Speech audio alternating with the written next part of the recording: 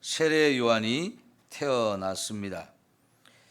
지금 이 누가복음은 요 1장, 2장에서 세례 요한의 이야기, 또 예수님의 이야기, 또 다시 세례 요한의 이야기, 예수님의 이야기 이렇게 반복해서 나옴으로 인해서 세례 요한이 태어나는 이야기를 함으로 곧바로 이제 예수님도 태어날 거라는 걸 우리가 암시하고 있던 것을 볼 수 있습니다.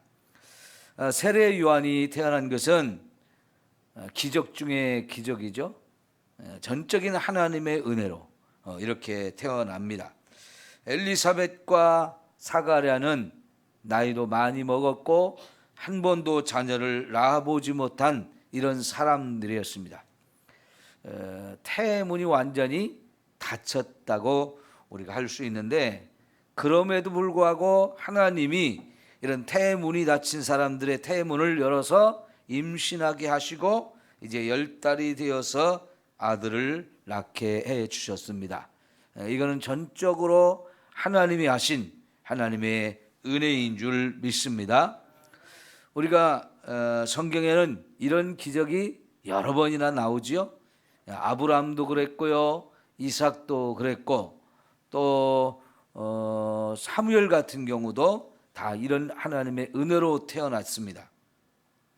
자, 그래서 이제 세례 요한의 이 기적도 하나님의 은혜로 이렇게 출산하게 되어진 건데, 그러니까 여러분, 이 가정에도 정말 큰 기쁨이겠지만은 유대인들은 거의 집성촌을 이루고 살아요. 하나님이 처음부터 가나안 땅에 들어갔을 때에 지파별로 땅을 나누어 줬죠. 그리고 이제 그 나누어 준 땅은 조상 대대로 이제 자손들에게 물려주어서 한 지역에 정착해서 오랫동안 살았고요. 주변에는 다 같은 친족들이 어울려 살게 되어지는데, 세례 요한도 제사장 가문에서 이렇게 태어났기에 그 지역 사람들이 거의 대부분 일가 친척이라고 할 수 있고요. 이렇게 자식을 낳지 못하던 집안에 자식을 낳게 되니까 주변의 친척들이 사방에서 몰려와서 축하해주고, 그러면서 이제 사람이 태어나면 이름을 지어주죠. 유대인들은요, 이 이름을 굉장히 중요하게 생각을 했습니다. 특별히 유대인들이 믿는 하나님도 하나님의 이름을 우리에게 가르쳐 주시면서 그 이름이 유대인들에게 정말 잊을 수 없는, 또 잊어서는 안 되는 그런 이름이 되는데, 이름은 곧 그 사람이에요. 유대인들은 이 이름을 짓는 걸 중요하게 생각을 하는데 대부분 이제 신앙적인 이름을 짓게 되죠. 믿음으로 고백하는 이 신앙적인 그런 이름을 지어주는데, 그 이름을 하나님께서 미리 정해 주셨죠. 요한이라고 하는 이름을 정해 주셨는데, 그 요한이라는 이름의 의미는 하나님은 은혜로우시다, 그런 의미예요. 하나님께서 하나님 자신이 얼마나 은혜로우신 분인지를 이 요한이라는 사람을 통해서 보여주고 싶으셨던 거지요. 이 요한이 태어난 것 자체도 하나님의 은혜로 된 것이고, 또 이 사람 이 요한이 계속해서 살아가면서 하나님이 얼마나 은혜로우신 분인지를 우리에게 보여주고 나타나게 하시려고 이런 이름을 주신 겁니다. 그런데 이 집안 대대로 이런 이름을 사용한 적이 없었다는 겁니다. 대부분 여러분 족보를 이렇게 펼쳐 써놓은 부분을 읽어보면 특히 유대인들은 지파별로 이름들이 좀 구분이 되는 경우가 많아요. 그 지파 안에서는 특별히 많이 사용하는 이름들이 있고, 그게 또 한계가 있다 보니까요, 조상들의 이름, 부모의 이름을 자녀들이 또 물려받아서 그대로 사용하는 경우를 상당히 많이 본단 말이죠. 그래서 그 집안에 주로 사용하던 이름을 친척들이 와가지고 사용하자고 이렇게 아버지의 이름이 사가랴이니까 아들의 이름도 사가랴로 하는 것이 어떻겠느냐 이렇게 말을 주고받는데 어머니 엘리자벳이 아니라고 우리는 요한이라고 짓기로 했다고 이렇게 하죠. 세례 요한의 부모는 하나님이 정해주신 그 이름을 따라 요한이라고 하고 싶어 했어요. 이런 것까지도 다 하나님의 말씀 그대로 순종하는 그런 사람인 것을 우리가 볼 수 있는데, 여러분 하나님이 얼마나 은혜로우신 분이냐, 성경 곳곳에서 이런 부분이 너무 많이 나오지만 예를 들면 호세아서를 우리가 보게 되면 호세아서의 전체 주제가 하나님의 사랑, 헤세드라고 하는 단어로 표현이 되거든요. 그런데 여기 은혜라는 말이 결국은 헤세드라는 말과 별로 다르지 않습니다. 사랑이라는 의미도 있고요, 은혜라는 말도 같이 포함되어 있는 이런 단어인데 여러분 호세아서의 첫 번째 나오는 얘기는 선지자에게 하나님께서 주신 말씀이 결혼을 하라는 거였어요. 근데 어떤 여인을 데려다가 결혼을 하라고 그랬습니까? 창녀를 데려다가 돈을 주고 사서 결혼을 하라고 그랬어요. 여러분 제사장 같은 경우는 어떤 사람하고 결혼은 해도 되고 어떤 사람하고는 결혼해서는 안 된다라고 규정이 굉장히 까다롭게 되어 있어요. 그 제사장 같은 경우는 특별히 이런 음란한 여인하고는 같이 살 수가 없거든요. 결혼을 할 수 없게 하셨어요. 근데 선지자는 그런 규정이 없습니다. 선지자가 가문이 정해진 게 아니기 때문에요.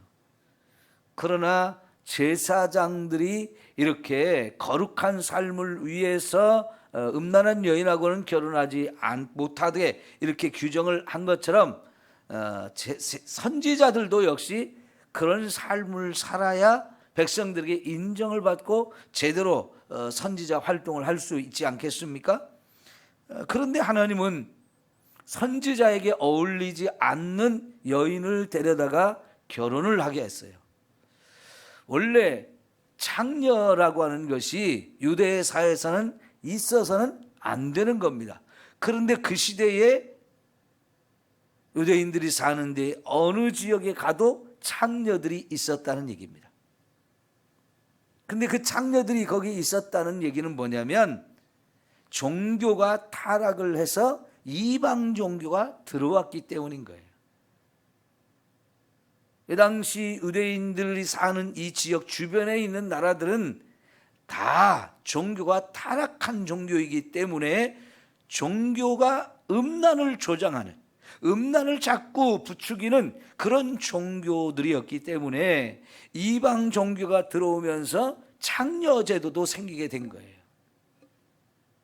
그게 이제 바로 그 당시 유대인들의 실상이었던 것을 우리가 볼 수 있는데, 하나님은 굳이 선지자에게 그런 창녀를 데려다가 결혼을 하게 하시는 것은 하나님께서 유대인들을, 하나님의 백성인 유대인들이 이렇게 영적으로도 타락하고 육체적으로도 심각하게 타락한 그런 상태에 있지만 그럼에도 불구하고 그 여인에게 돈을 주고 사서 아내로 삼고 그래서 자식을 낳게 하시듯이 이렇게 타락한 백성들을 하나님이 여전히 사랑하시고 품으시기를 원하신다는 거예요.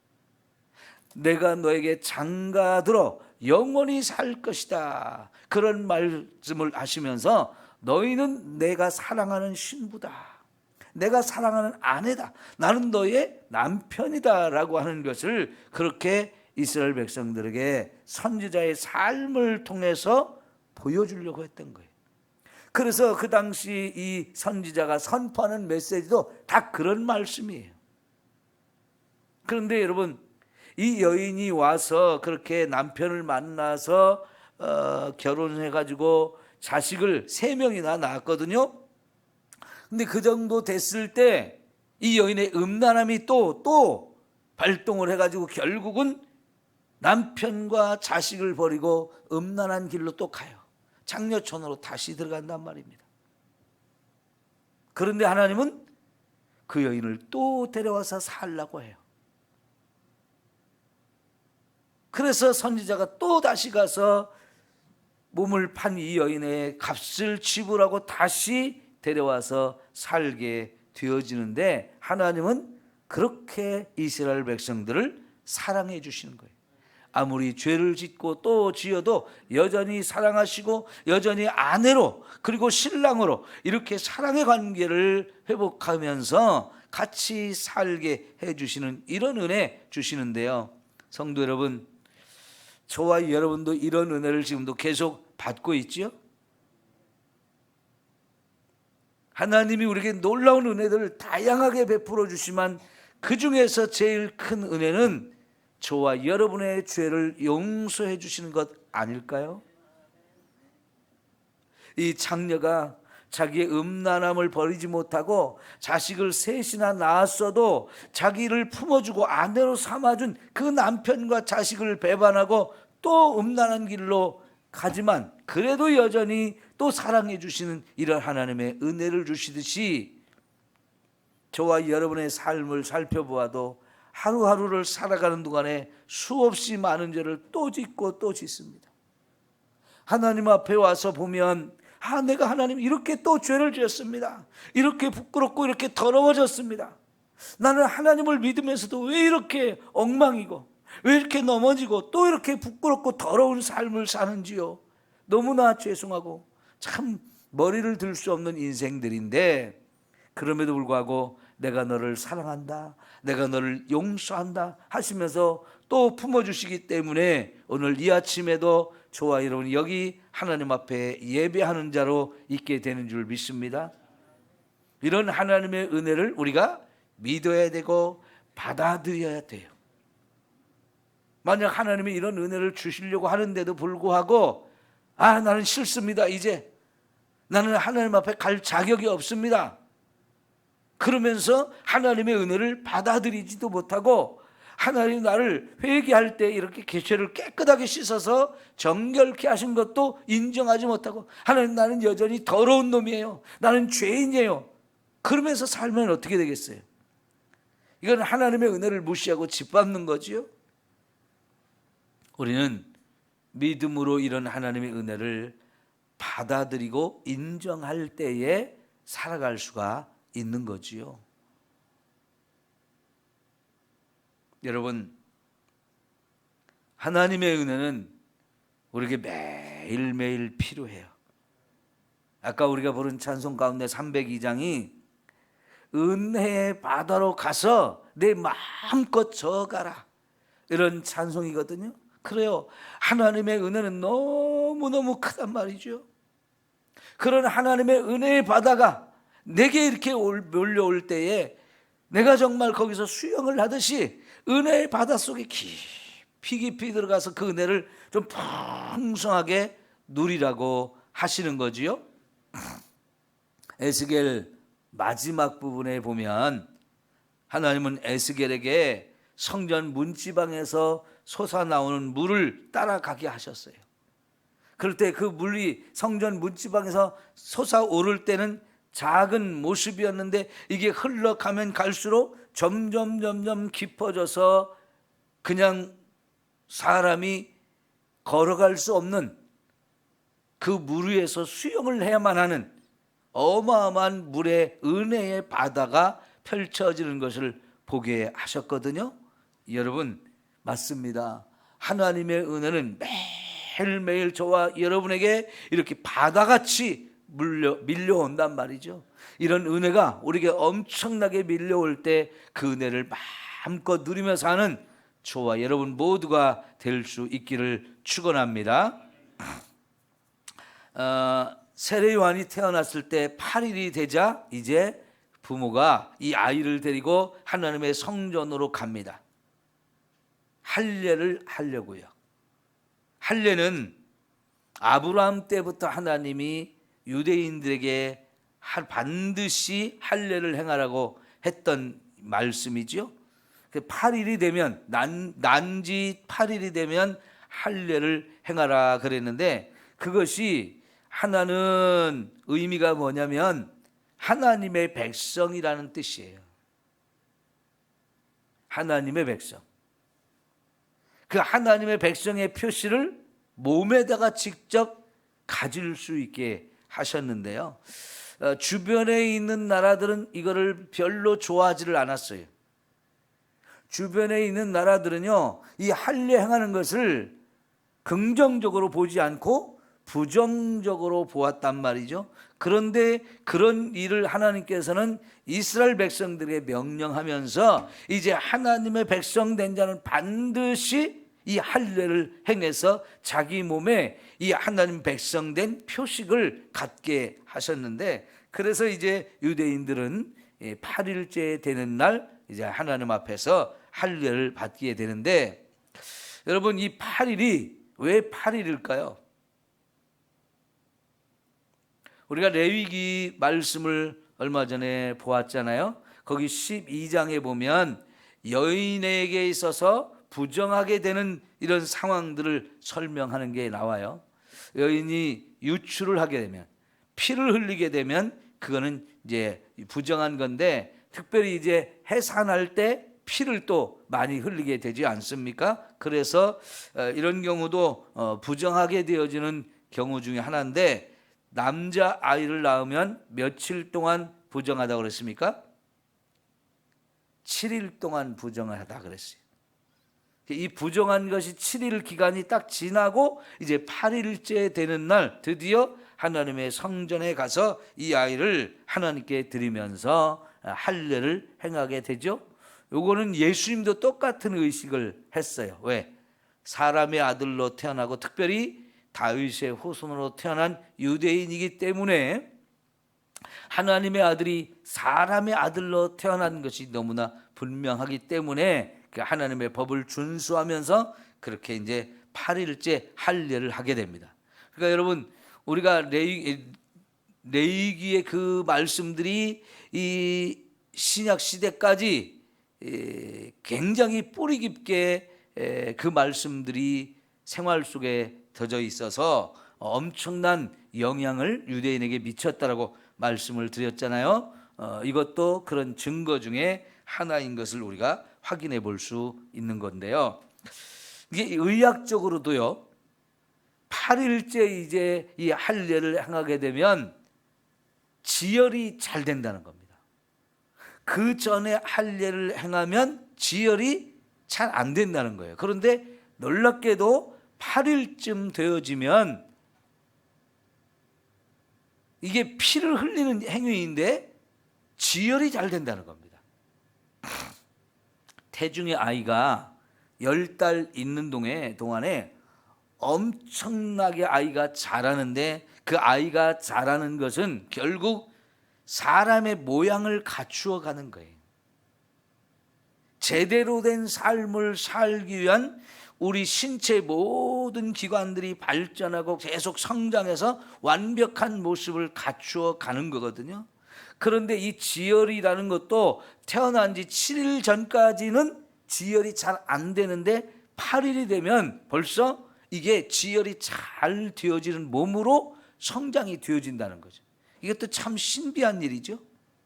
그리고 이때쯤 할례를 행하게 되면 사실 어린 아이의 이 생사를 잘라내는 건데 엄청난 고통이 있을 거 아닙니까? 그런데 이때쯤 하면 고통을 제일 덜 느낀다는 거예요. 그러니까 우리 몸을 누가 만드셨어요? 하나님이 만드셨단 말이죠. 그런데 그거 우리 몸을 만드실 때 하나님이 대충 만든 게 아니고요, 너무나 기가 막힌 몸으로 우리를 만들어 주셨기 때문에 그런 부분까지도 하나님은 정확하게 다 알고 계시는 거예요. 그 하나님께서 8일째 할례를 행하라고 했을 때 의학적으로도 이런 놀라운 비밀이 거기에 숨겨 있다는 거죠. 그러면 여러분, 그 하나님께서 지금 저와 여러분의 육신에 어떤 질병이 있든지 간에 그 질병도 다 치료하실 수 있는 분임을 우리는 믿습니다. 내가 내 몸을 가지고 살면서 내 것이 내 몸이 내 거라고 이렇게 생각하며 살지만은 사실 병이 나면 왜 병이 났는지, 이게 어디가 문제가 생긴 건지, 어떻게 하면 치료하는지 우리 스스로는 잘 알지 못해요. 그러니까 이런 면에서 의학적인 지식을 가지고 있는 의사들을 찾아가고 또 약을 통해서 이런 것을 치유받듯이, 그런데 우리 몸을 처음부터 창조하신 하나님은 더 정확하게 우리 몸을 아주 깊은 곳까지 세세하게 알고 계신 분이기 때문에 나는 너희를 치료하는 여호와다, 이렇게 자신 있게 말씀하실 수 있는 거지요. 여러분, 오늘 저와 여러분이 이제 자꾸만 나이를 먹어가면서 여기저기 고장나고 아픔과 고통이 있는데, 이런 부분을 우리 하나님의 그 사랑의 손길을 통해서, 은혜의 손길을 통해서 치유받으시기를 축원합니다. 네. 자, 여러분, 할 일을 행한다는 것은 하나님께 드린다는 거예요. 이스라엘 모든 백성은요, 다 하나님께 드려진 존재예요. 저와 여러분도 마찬가지죠. 오늘날은 이제 신약 시대에 오면 이 할례가 세례로 그것이 바뀌어진 건데요. 우리는 하나님 앞에서 세례를 받음으로 우리는 하나님의 것으로 구별이 됐어요. 드려진 자예요. 그렇기 때문에 거룩한 백성으로 우리가 살아야 될 의무가 있는 거고요. 매일매일 우리가 하나님의 은혜 속에서 이 거룩한 삶을 살아야 합니다. 죄를 짓고 또 넘어질지라도 또다시 예수님의 보혈로 씻음 받으면서 또다시 거룩해져서 항상 이 거룩함을 유지하면서 살아가는 저와 여러분이 되어지기를 축원합니다. 자, 이름을 지을 때 이제 요한이라고 짓겠다고 하니까 아버지한테 그럼 물어보자. 근데 아버지가 아직도 말을 못 하거든요. 그래서 글로 써서 이제 뭐라고 지을 건지 써보라고 하니까 이제 역시 아버지도 요한이라고 하겠다고 이렇게 글을 써서 결국은 요한이라고 이름을 짓습니다. 그런데 64절에 보니까 그렇게 아들의 이름을 요한이라고 짓고 나니까 드디어 입이 열렸어요. 말을 하게 되었어요. 여러분, 이 첫 번째 말을 할 때 이 사가랴의 입에서는 어떤 말이 나왔을까요? 하나님을 찬송했다 그랬습니다. 예? 여러분, 지난 10달 동안 믿지 못해가지고 하나님이 징계하심으로 말을 하지 못하는 이런 장애가 찾아왔는데요. 그 10달이 하나님 앞에서 은혜를 누리는 시간이라고 볼 수 있어요. 육신적으로 또 인간적으로 생각하면 이거는 장애입니다. 멀쩡하게 말을 하던 사람이 갑자기 말을 못하니 정말 답답하고 정말 힘이 들었을 거예요. 그러나 사가랴에게는 이게 이 10달이 엄청난 은혜의 시간인 거죠. 첫째는 자신의 죄를 철저하게 회개하면서 내가 하나님의 말씀을 믿지 못했다는 것. 하나님의 말씀은 그대로 믿어야 되는데 믿지 못한 것에 대해서 이제 하나님이 진노하셨으니까 이 벙어리로 있는 동안에 정말 하나님 앞에 자신의 죄를 철저하게 회개하는 시간이 되었을 것이고요. 또 아내의 몸에서 아이가 임신이 돼가지고 이렇게 자라는 10달을 지내면서 얼마나 감사하고 얼마나 좋았겠어요. 말은 못하지만.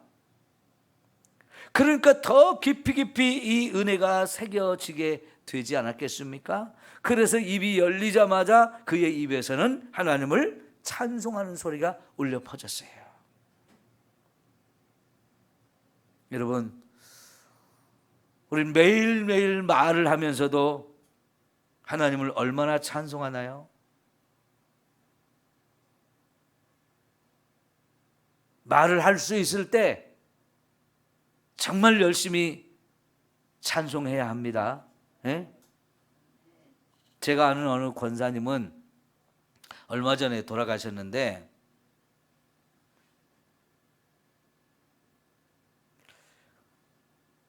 늙어가면서 눈도 잘 안 보이고 귀도 잘 안 들리고 기력이 없어서 걷지도 못하고, 그런데 참 감사하게도 대부분의 사람들은 죽을 때까지 웬만하면 말을 다 하죠. 근데 이 권사님의 놀라운 특징은 자식도 못 알아보고요, 다 그러는데 찬송을 계속 하시는 거예요. 찬송을 안 잊어버리는 거예요. 저는 그것도 참 큰 은혜라고 생각이 되어집니다. 내 신앙생활 오래 하신 분들도 이렇게 연세가 들어가면서 찬송을 잃어버리시는 분이 있어요. 네, 여러분, 정말 우리 죽는 날까지 하나님을 찬송하며 살아갔으면 좋겠어요.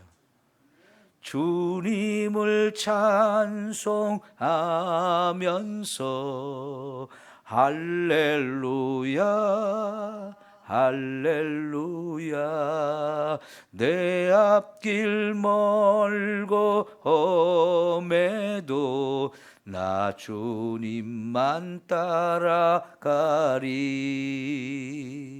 여러분, 정말 주님을 따라가면서 내 평생 사는 동안에 계속해서 하나님을 찬송하며 사는 저와 여러분이 되어지기를 축원합니다. 찬송이 입에서 떠나지 않는 데는 정말 큰 은혜예요. 하나님이 내게 베풀으신 그 사랑과 은혜가 얼마나 큰지, 이 감격 속에 살면 늘 찬송하며 살게 되어지는 거지요. 예, 우리의 오늘의 삶에도 이 하나님의 은혜를 찬송하며 살아가기를 축원합니다.